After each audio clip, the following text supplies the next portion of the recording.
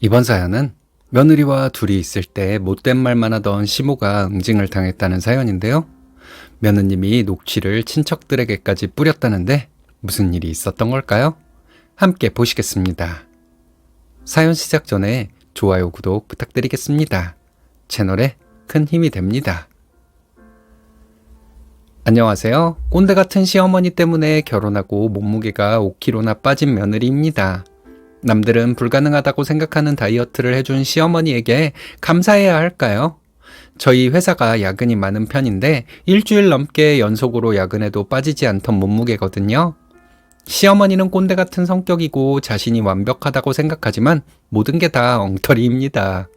당장 눈앞의 이익만 생각하는 사람이죠. 자기 편한 대로 말을 바꾸고 혼자만의 상상을 지극히 현실적인 양 떠들어댑니다. 이런 사람들을 몇 번 봤지만 이런 사람들 특징이 자기에게 조금이라도 반발하는 사람을 만나면 아주 원수를 만난 것처럼 공격 성향을 드러내잖아요. 그런 것이 느껴져서 저는 겁이 났죠. 그래서 시어머니에게 반론 한번 말하지 못하고 살다가 너무 맘고생이 심해서 살이 빠진 것 같습니다. 제가 결혼하기 전까지 시어머니는 시댁에서 유일한 여자였죠. 아버님과 아주버님 둘, 저희 남편, 이렇게 네 남자가 시어머니를 떠받들어주며 살았습니다. 아주버님은 둘 다 노총각이에요. 독립해서 살고 있고 결혼에 대한 마음이 없다고 합니다. 그렇게 살던 중 제가 며느리로 들어오니 시어머니는 제가 그렇게도 미웠나 봅니다. 저를 도대체 왜 경쟁 상대로 생각하고 저를 견제해야 할 대상으로 생각했는지 솔직히 이해가 가질 않아요. 남편한테 들은 얘기로는 둘째 아주버님은 한번 파혼한 경험이 있다고 합니다. 둘째 아주버님과 결혼하려고 했던 분은 시어머니 때문에 결혼을 포기했다고 해요. 그분은 시어머니에게 처음부터 할 말 다 했다고 합니다. 시어머니가 올가미를 씌우려고 했고 그분은 바른 말을 했는데 시어머니가 그분에게 욕을 했다고 해요. 예비 며느리에게 쌍욕을 하는 경우가 어디 있을까요? 시어머니는 그분이 너무 못된 사람이어서 일부러 그랬다고 하지만 둘째 아주버님은 그 일 때문에 시댁에 거의 오지 않습니다. 1년에 한 번 정도 오는 것 같아요. 명절 2번 중에 한 번 정도요. 결혼 전에 시댁에 식사 초대를 받아서 간 적이 있었어요. 결혼이 한 달도 안 남았을 때였습니다. 저는 그날 오후에 얘기를 들어서 급하게 가느라 동네 마트에서 과일 바구니를 사가지고 시댁에 갔어요. 밥을 먹고 제가 가져간 과일을 먹었는데 시어머니는 어디서 이런 싱싱하지 못한 과일을 사왔냐며 놀란 표정을 지으셨습니다. 저는 참 당황스러웠죠. 과일이 싱싱해 보였지만 시어머니가 그렇게 생각하니 시어머니 기준은 그런가 보다 하고 말았어요. 그런데 얼마 후에 시어머니는 그때 제가 사간 과일이 너무 형편없어서 전부 버렸다고 하시더라고요. 그 얘기를 왜 하는지 저는 알 수가 없었어요. 시어머니는 과일을 좋아하시는데 과일의 신선도에 민감하신가 보다 했죠. 근데 이게 시작이었습니다. 시댁에서 밥을 먹으면 첫째 아주버님도 오고 해서 식탁에서 밥을 먹지 않고 거실에서 큰 상을 펴고 먹어요. 시어머니는 식사하는 자리 배치를 참 묘하게 하셨습니다. 제 옆에는 시어머니가 꼭 앉으셨어요. 그리고 다른 한쪽에는 남편이 앉았죠. 저도 이런 자리 배치가 편해요. 근데 남편이 앉은 다른 편에 아버님이나 아주버님이 앉는 것은 절대로 있어서는 안 될 일처럼 행동하셨어요. 제가 여우짓을 해서 그렇게 자리를 잡으면 안 된다는 것이었습니다. 제가 시아버지나 아주버님을 유혹이라도 할 것처럼 말씀하시는 시어머니, 이런 일 당해보셨나요? 이것처럼 기분 더러운 일도 없어요. 예단 들어가던 날 저와 남편도 시댁에 갔거든요. 예단은 한 번에 택배로 보냈습니다. 예단이 시댁에 도착하는 날 저희도 시댁에 갔던 거였어요. 시어머니는 저희가 온 것을 기분 나빠하셨습니다. 이게 왜 기분 나쁠 일이었는 줄 아세요? 제가 가서 예단했다고 생색내는 것 같아서 기분이 나쁘셨답니다. 그것도 나중에 말씀하셨죠. 네가 그렇게 생색을 내서 나는 기분이 얼마나 나빴는지 몰라. 어른한테 그렇게 하는 게 아니야. 저희 결혼하고 한참 후에 시어머니는 이런 말씀을 하셨습니다. 시어머니가 예단 들어가던 날 왜 그렇게 인상을 쓰고 계셨는지 그때서야 저는 알게 되었죠. 저희 결혼식 날 패백은 시어머니가 안 한다고 엄청 민감하게 말씀하셨어요. 제가 꼭 패백을 해야 한다고 말한 것도 아닌데 저에게 짜증을 내시며 말씀하셨죠. 근데 아버님 형제들이 조카 결혼하는데 절값을 주고 싶다고 하셔서 하게 되었습니다. 작은아버님들과 고모님들은 저희에게 좋은 말씀을 하시고 봉투를 주셨는데 시어머니는 못마땅해 미치겠다는 표정이었습니다. 패백실에서 시어머니는 작은아버님들이랑 고모님들에게 안부 전화 매일 드려야 한다. 그렇지 않으면 내가 욕먹는 거야. 가르칠 게 너무 많아서 원. 이러셨어요. 그리고 결국 저에게 이런 건 왜 하자고 해서 번거롭게 만드니? 요즘 이런 거 누가 한다고? 이렇게 말씀하셨습니다. 제가 하자고 한 거 아니거든요. 패배 끝나고 옷 갈아입는데 시어머니가 들어오셔서 저와 둘이 있을 때 이를 악물고 이런 말씀을 하셨습니다. 누가 들으면 제가 죽을 죄라도 지었는 줄 알았을 거예요. 이때만 해도 저는 참 순진했죠. 시어머니가 패백을 생략하고 싶었는데 그게 안 돼서 짜증이 난 것이라고 생각했습니다. 그래서 어디 풀 곳은 없고 해서 저에게 그런 식으로 말씀하셨나 보다 했죠. 결혼하고 한 달 정도 후에 시어머니는 환갑이 되면 우리가 시부모님을 모시고 살아야 한다고 했어요. 저와 둘이 있을 때 그런 말씀을 하셨죠. 시어머니는 맏며느리인데 시할머님과 연 끊고 살고 있거든요. 그런데 막내 며느리인 제가 시어머니를 모시고 살아야 한다는 거였어요. 시어머니는 40년 가까이 집안일을 했기 때문에 이제는 손을 놓고 싶다고 하셨죠. 결혼 생활 내내 돈 한 푼 안 벌어보고 집안일만 하며 살았으면 편하게 산 거 아닌가요? 저희 부모님 세대에도 맞벌이 하는 분들이 많았는데 말이죠. 제가 회사를 다니는 사람인데 시어머니가 집안일에서 손을 떼겠다는 것은 무슨 말씀인지 이해가 안 갔습니다. 제가 일을 그만두고 살림만 하길 바라시나 하는 생각은 전혀 안 들었어요. 시어머니는 제가 그렇게 편하게 사는 꼴을 절대로 못 볼 사람이라는 건 확실하니까요. 그럼 결국은 제가 회사도 다니고 집안일도 다 해야 한다는 얘기죠. 살림이 서툰 것은 남편이나 저나 마찬가지인데 시부모님과 함께 살면 저 혼자만 집안일을 하도록 만드셨을 거예요. 시댁에는 햇반이랑 스팸이 쌓여 있습니다. 시어머니는 집에만 계시는 분이 뭐가 그렇게 바빠서 햇반을 먹을 일이 있었을까요? 저희가 갔을 때는 햇반을 먹는 것은 상상도 할 수 없죠. 집안 살림을 엄청 잘한 것처럼 말씀하시지만 근데 집에 햇반이 그렇게 쌓여 있다는 건 말이 안 되잖아요. 시어머니는 둘이 있을 때만 저에게 스트레스를 주셨어요. 남편이 있을 때는 세상 좋은 어머님인 척을 하셨죠. 근데 시어머니는 가끔 상황 판단을 못하고 시아버지가 옆에 있을 때 저에게 말도 안 되는 소리를 하며 스트레스를 주셨습니다. 시아버지는 한숨을 쉴 뿐 시어머니를 말리지 않으셨어요. 남편에게 시어머니가 했던 말을 얘기하면서 어머님 때문에 스트레스를 받는다고 몇 번 말했거든요. 남편은 제 말을 반신반의하는 것 같았습니다.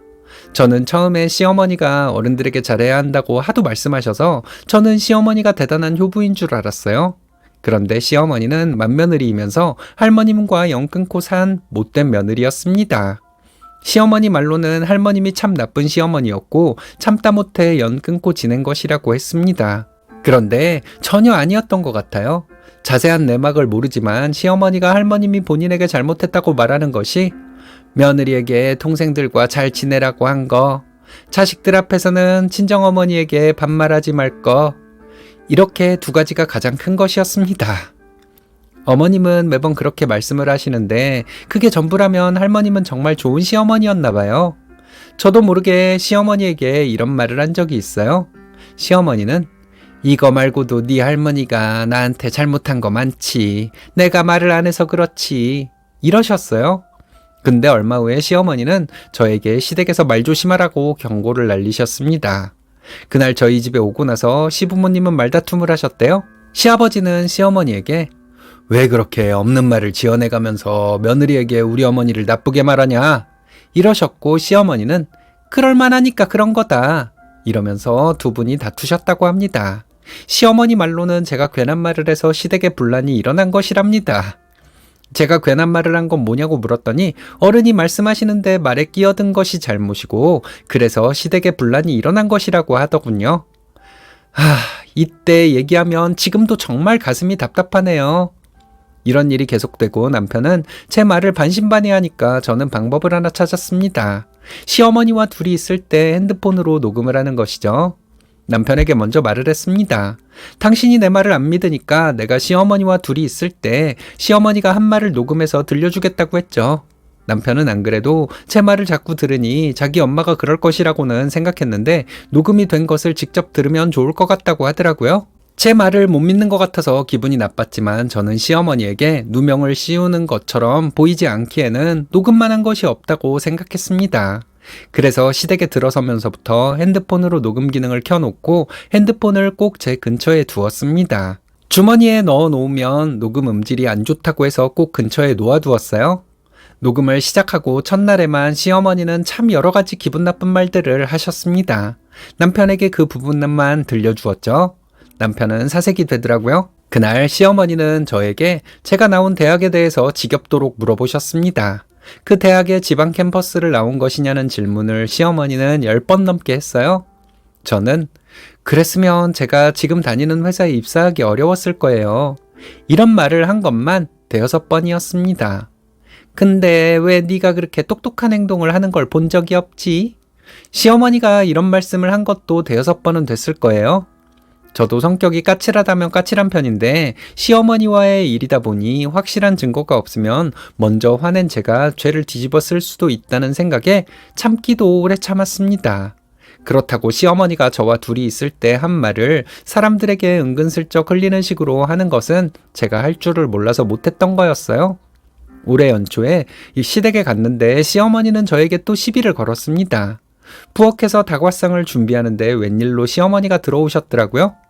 새해인데 왜 세배를 하지 않냐고 묻는 시어머니에게 설날에 세배하는 거잖아요. 이렇게 말했거든요. 시어머니는 양력이랑 음력이랑 다 해야지 무슨 소리야? 이러면서 시비를 거셨어요. 그래서 저는 입 다물고 있었습니다. 어른이 그렇다면 그런 거야. 너는 참 따지는 걸 좋아해서 문제야. 어디 무서워서 너한테 말이나 하겠니? 이러시더라고요. 1월 1일에도 세배를 하는 거라고요? 했더니 당연하지. 그걸 몰라서 물어? 하시길래 그럼 좀 이따 거실에서 세배할게요. 했습니다. 시어머니는 당황한 듯 하더니 됐다. 마음에도 없는 걸 내가 엎드려 절받게 하겠니? 이러셨어요. 저는 거실에 나가서 시부모님에게 늦었지만 세배를 하겠다고 했습니다. 다들 놀란 표정이더라고요. 그래서 부엌에서 시어머니가 말한 것을 전부 말했죠. 그랬더니 시어머니는 펄쩍 뛰면서 내가 언제 그랬어? 너 오늘 왜 이러니? 이러시더라고요. 시어머니는 제가 없는 말을 지어낸다면서 세상 억울한 표정이었습니다. 그럼 어머니가 한 말을 들어보실래요? 했더니 그걸 어떻게 듣니? 그런 게 있으면 나도 듣고 싶다. 이러셨어요. 저는 바로 핸드폰을 켰죠. 볼륨을 최대로 올렸더니 꽤나 잘 들렸습니다. 엄마, 이런 게 한두 번이 아니잖아요. 도대체 왜 그래요? 나 이혼당하는 꼴 보고 싶어서 그래요? 남편이 먼저 짜증을 냈습니다. 아주버님은 땡땡이도 엄마가 이래서 파혼했는데 재수 씨한테도 이랬어요. 하면서 한숨을 쉬더군요. 시어머니는 얼굴이 새파랗게 질려서 아무 말도 하지 못하고 있었습니다. 어머니는 맏며느리인데 할머님을 안 보고 살았잖아요. 그러면서 맨날 저한테 며느리돌이를 말씀하신 걸 보면 어머님 수준을 알만해요. 그래도 이건 아니죠. 제가 잘못한 게 없으니까 이런 걸로 트집 잡으신 거잖아요. 이렇게 말했습니다.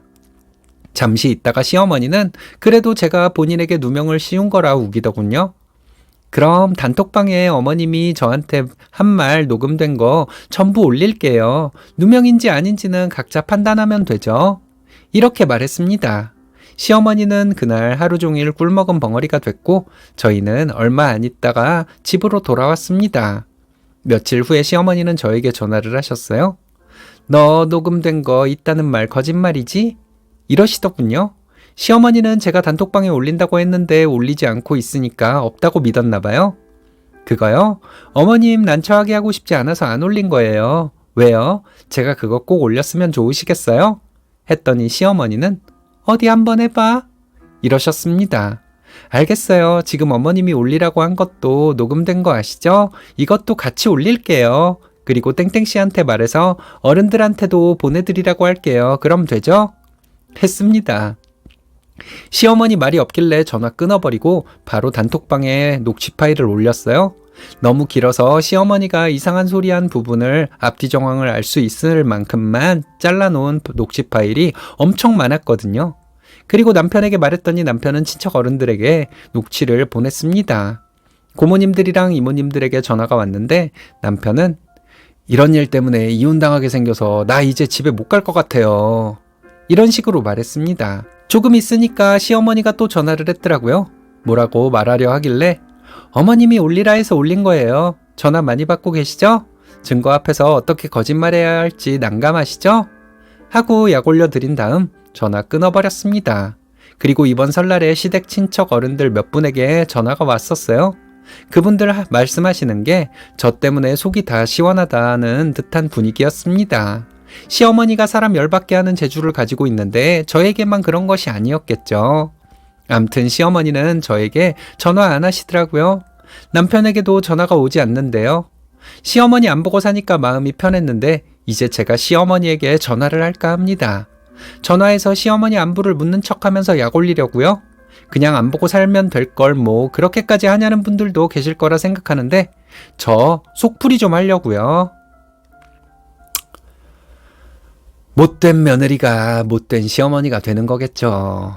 자기가 과거에 뭘 잘했다고 셀프 칭찬하는 사람들은 일단 의심부터 가는 이유가 바로 이런 시어머니 같은 사람들 때문인 것 같습니다. 앞으로가 더 기대되는 사이다 사연인 것 같습니다. 쓰니님은 이제 마음 편히 지내시다가 심심하면 시어머니한테 전화해서 약 올려드리면 되겠네요.